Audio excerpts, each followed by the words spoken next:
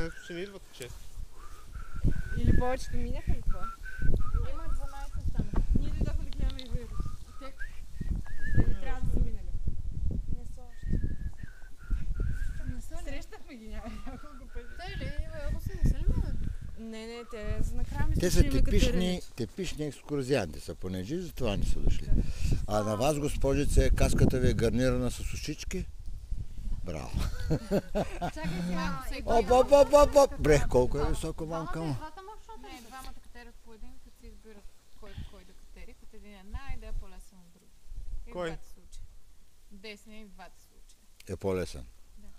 Значи отстрани тук, като почнем да викаме, да знаем за кого викаме. Това ми се струва, че тук по левия май беше по-лесен. Абе, като ти се струва фали границата и почва да се катериш, айде. Това е в Винков. Тя беше с седалката. И преди Винков. Тя седалка с нея ли? Май с нея. Не, отвън. Остая ли? Ла-ра-ли-ра-ра. В интерес на истината на мен само раницата ми пречи. Аз бих могъл тук и без въже да се кача догоре. Чух, че някой нещо ми трябва.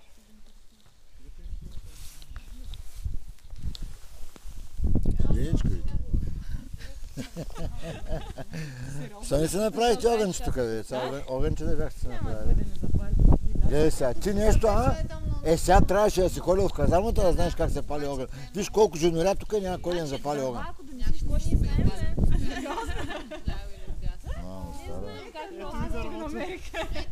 Там дясното наистина е по-лесно, най-лесно. Не, нещо не мога да разбера. Тук трябваше малко подпалки да ви донеса дървени въглища.